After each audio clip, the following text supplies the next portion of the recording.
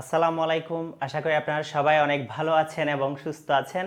আজকে আরেকটা চমৎকার ক্লাসে চলে আসলাম। ক্লাসটা খুব মনোযোগ সহকারে করতে হবে, তাহলে ইনশাল্লাহ অনেক কিছু শিখতে পারবেন। So let's get started.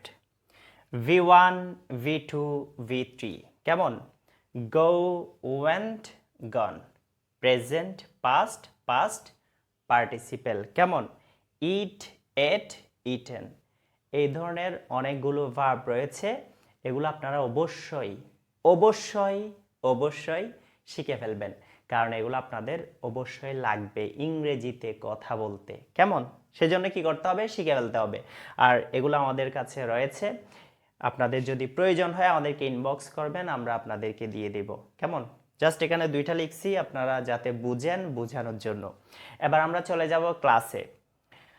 I go, আমি যাই।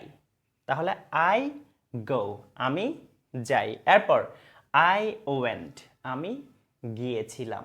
আই ওয়েন্ট মানে হচ্ছে আমি গিয়েছিলাম। ওয়েন্টটা আসলো কোত্থেকে? এই যে গো, ওয়েন্ট, V2 কেমন? আমি গিয়েছিলাম। এরপর হচ্ছে আই উইল গো, আমি যাব। ভবিষ্যতের জন্য আমরা কি ইউজ করছি? উইল। তাহলে আই উইল গো, আমি যাব।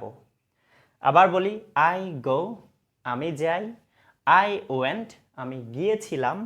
আই উইল গো, আমি যাব। এবার যদি আমি ভার্বটা চেঞ্জ করে দিই, গো এর পরিবর্তে যদি ইট ইউজ করি, তাহলে হবে আই ইট, আমি খাই। আই ইট আর হবে না, এবার হবে এট। কেমন? V2। আই এট, আমি খেয়েছিলাম। আই উইল ইট, আমি খাবো। কেমন? আই ইট, আমি খাই। আই এট, আমি খেয়েছিলাম। আই উইল ইট, আমি খাবো। কেমন? আপনি ভার্বটা চেঞ্জ করলে নতুন একটা সেন্টেন্স হয়ে যাবে, এটাই হচ্ছে কথা। সো আপনি এভাবে হাজার হাজার বাক্য তৈরি করে ফেলতে পারবেন, শুধু একটু চিন্তা করতে পারতে হবে। কেমন? এবার আপনাদেরকে একটা কাজ দিই, কারণ কাজ দিতে আমার অনেক বেশি ভালো লাগে। আপনারা কমেন্ট সেকশনে রিড দিয়ে, কেমন, রিড দিয়ে লিখবেন 3টা বাক্য।